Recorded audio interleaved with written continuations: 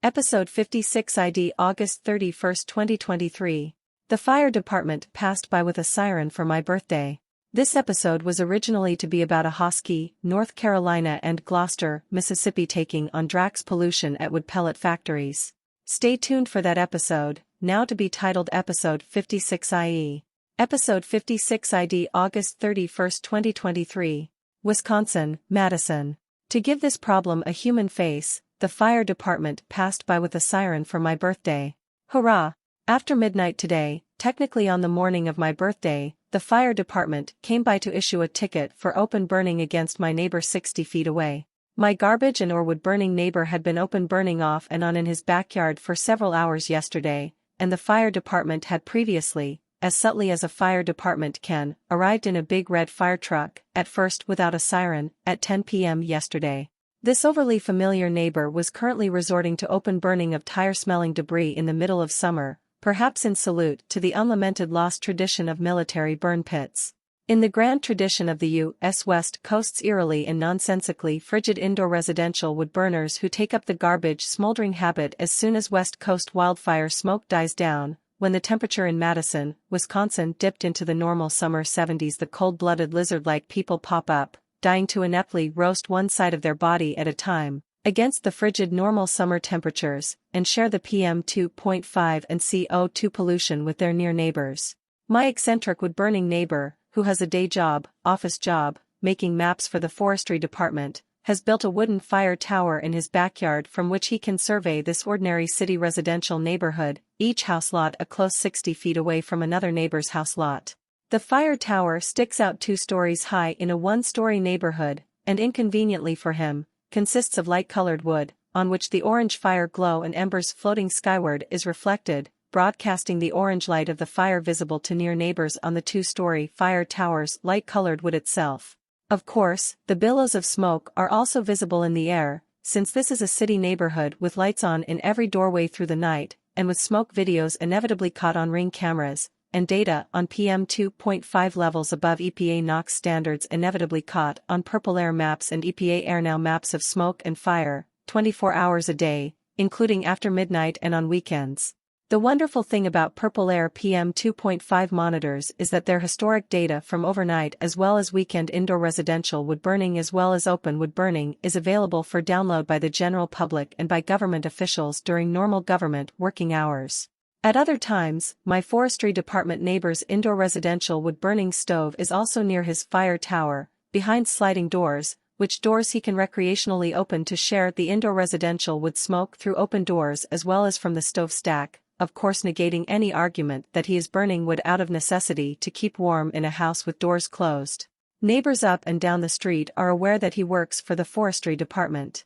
Ironically, the fire tower works to inform neighbors of fires he starts, instead of the apparent reason that my neighbor built a fire tower, to survey to see if neighbors are outside and directly observing his wood fires and smoke, to see if he can get away with starting polluting fires.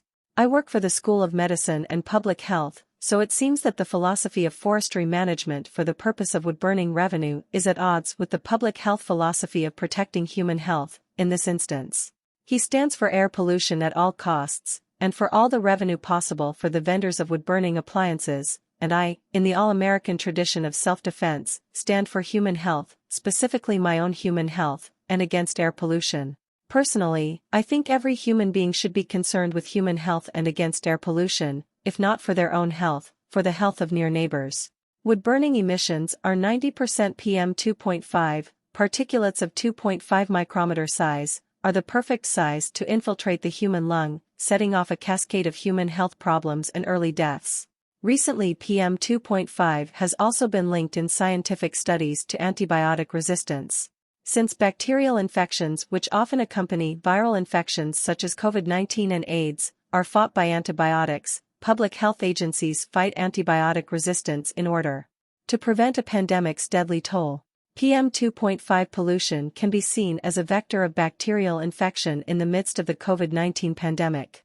The emissions of wood smoke, PM 2.5 and CO2, also contribute to climate change, and there is a feedback loop of wildfires caused by climate change, causing more climate change from wildfires PM 2.5 and CO2 emissions. Biomass, wood-burning, power plants are more polluting than the coal-burning power plants that they replaced. Government policies replacing a more polluting energy source for a less polluting energy source, accompanied with huge taxpayer subsidies for wood-burning, are illogical and damaging to the environment and human health, and must change. The Republican governor of New Hampshire recently vetoed a bill that would continue New Hampshire taxpayer subsidies for a wood-burning power plant so inefficient in producing power that it could not pay for itself.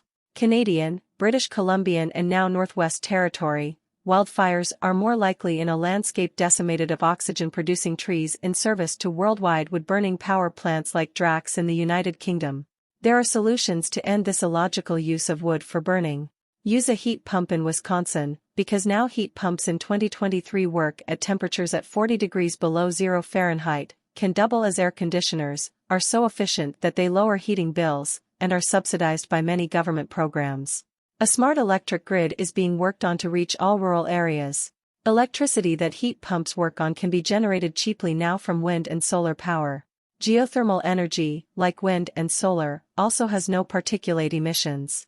Battery storage for wind and solar is evolving. This is the exciting and innovative wave of the future. Don't be left behind. Wood burning emits more PM2.5 and CO2 than the fossil fuel coal burning. Wood burning emits 450 times more PM2.5 than the fossil fuel natural gas burning. Wood burning power plant emissions are not counted toward meeting a country's climate goals. Illogically, if a coal burning plant is replaced by a wood burning plant, that country's climate goals are nearer to be met because wood burning emissions are illogically, based on political pressure, not scientific evidence, not counted in climate goals. The macro solution to PM2.5 and CO2 pollution from wood burning is to start counting wood burning emissions around the world in each country's climate goals. The micro solution to PM2.5 and CO2 pollution from wood burning is to stop indoor residential wood burning and to stop individual residential open burning. This is known as low-hanging fruit. This is easy for individuals to do. Sometimes it can be done by individual resolve to stop bad habits. Sometimes it can be done by a parallel track of one, continued use of certification of indoor residential wood stoves, only with lower limits of PM2.5 and CO2 emissions allowed that do not also violate EPA NOx limits when the indoor residential wood stoves are used, and 2. A complaint-based system based on handing out free PM2.5 monitors to any near neighbor of an indoor residential wood burner who complains of PM2.5 entering their yard and infiltrating their home. If PM2.5 violates NOx standards of 35 micrograms per cubic meter in a 24-hour period, then the wood stove would be shut down, whether or not it was EPA certified. Assistant Attorney Generals of 10 U.S. states are currently suing the Environmental Protection Agency, EPA, based on an Office of the Inspector General, OIG, watchdog of the EPA, February 2023 report which stated that the certification of indoor residential wood stoves is flawed by the lobbying of the indoor residential wood stove industry, resulting in loopholes to compliance so gaping that most indoor residential wood stoves are highly polluting, certified or not. ROSEP has sent letters to the Assistant Attorney General of the 10 U.S. states and to the current director of the National Institute of Allergy and Infectious Disease, NIAID, Dr. Jean Marazzo, and 2 of her colleagues at the National Institute of Health, NIH, Dr. Hugh Auchincloss and Dr. Lawrence Tabak, asking for the suit to contain and ask for a parallel track of 1. Continued certification of indoor residential wood stoves only reviewed periodically, and 2. A complaint-based system based on PM2.5 purple air readings, since purple air data already appears on U.S. AirNow maps of smoke and fire, correlated to the EPA $100,000 PM2.5 monitors. It appears alongside, with a simple mathematical formula. If you agree with the contents of letter templates ROSEP has on its website, download the letters and please email them yourself to the Assistant Attorney Generals of 10 U.S. states and to Dr. Jean Marazzo and her 2 colleagues. Dr. Jean Marazzo is successor to Dr. Anthony Fauci of NIAID, who successfully pushed his own parallel track in 1989 to President George H.W. Bush, which consisted of 1. Allowing clinical trials of one AIDS drug AZT which caused blindness as a side effect, along with 2. Allowing use of a second AIDS drug, ganciclovir, which cured the blindness that AZT caused. See more about this 1989 parallel track in the 2023 Public Broadcasting Service, PBS, documentary American Masters Season 37 Dr. Tony Fauci on PBS Passport through subscription. A letter sent on August 28, 2023 to the Assistant Attorney Generals threatening to sue the EPA over wood stove certification follows. Dear Assistant Attorney General, attached is a letter that was sent to the National Institute of Allergy and Infectious Diseases, NIAID, Director Dr. Jean Marazzo, former acting NIAID Director Dr. Hugh Auchincloss and National Institutes of Health, NIH, Director Dr. Lawrence Tabak regarding regulation and the ability to shut down PM 2.5 polluting indoor residential wood burners. PM 2.5 pollution is known to cause antibiotic resistance, making infectious disease pandemics more likely and uncontrollable.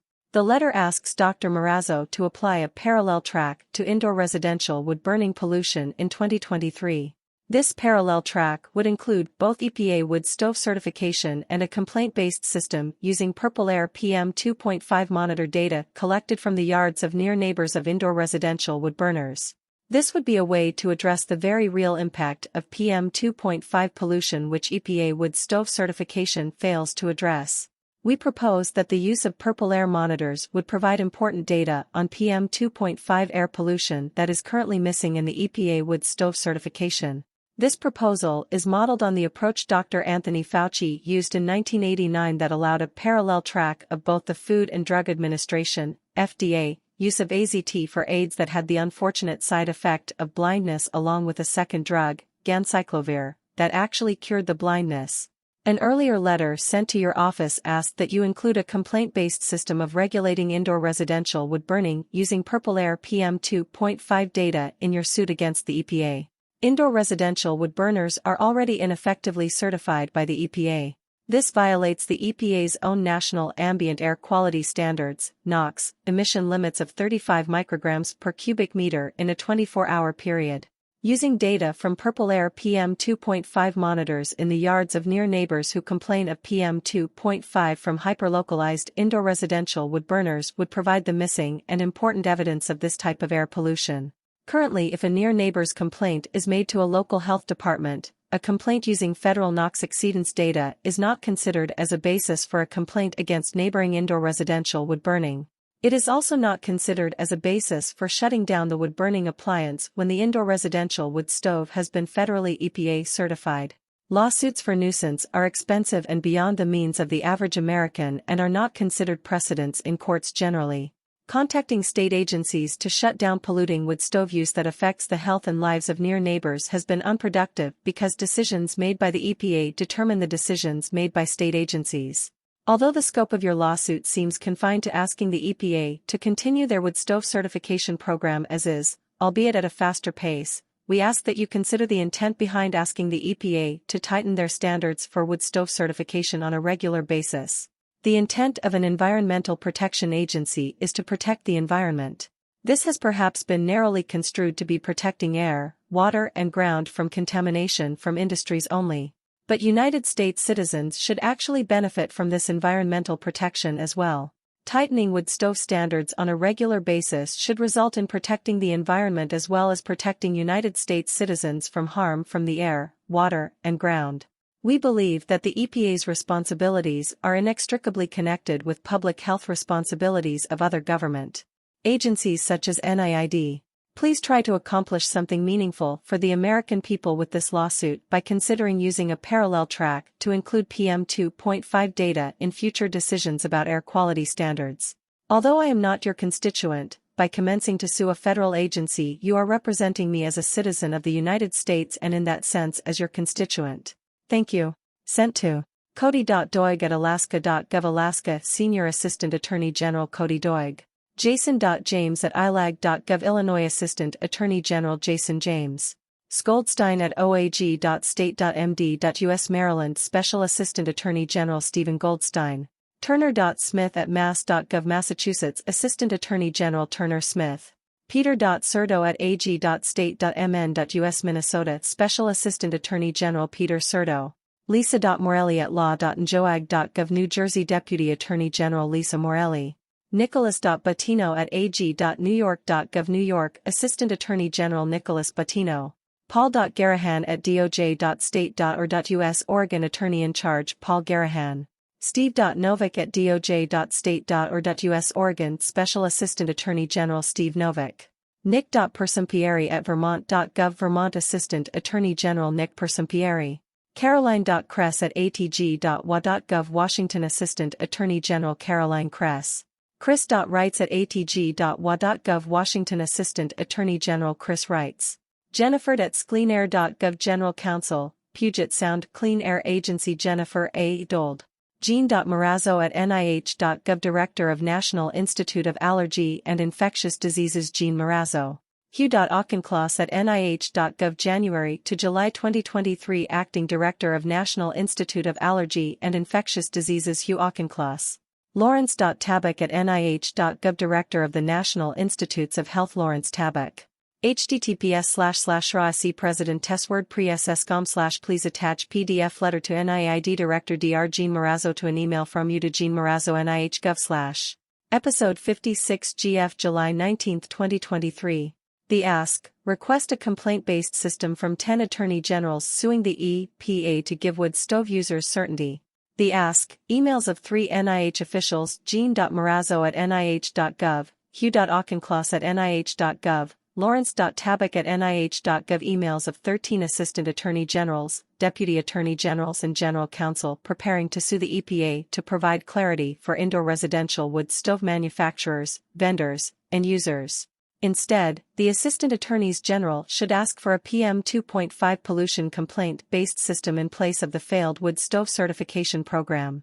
The states involved are Alaska, Illinois, Maryland, Massachusetts, Minnesota, New Jersey, New York, Oregon, Vermont, and Washington, as well as the Puget Sound Clean Air Agency. A new icon has been added to the RAWSC President's website, which is now the nearest right icon.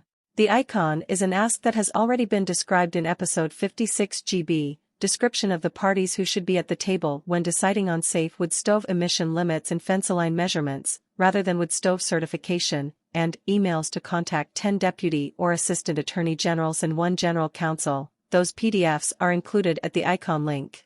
Residents Against Wood Smoke Emission Particulates, https://racpresidents.wordpress.com and click on the nearest right icon for the ask. 1. Email PDF letters to 3 officials of the National Institutes of Health, NIH, and NIID https://RAC President Testword pre-ss.com/ Please attach PDF letter to NIID Director Dr. Jean Marazzo to an email from you to Jean Marazzo NIH.gov/ The Ask 2. Email PDF letters to 13 Assistant Attorneys Generals, Deputy Attorney Generals and General Counsel https:// RAC President Testword pre-ss.com/ Please contact Attorneys General about August suit vs. CPA asking for certainty for wood stove users. RACEP asks for complaint-based system based on PM monitor data exceeding EP/.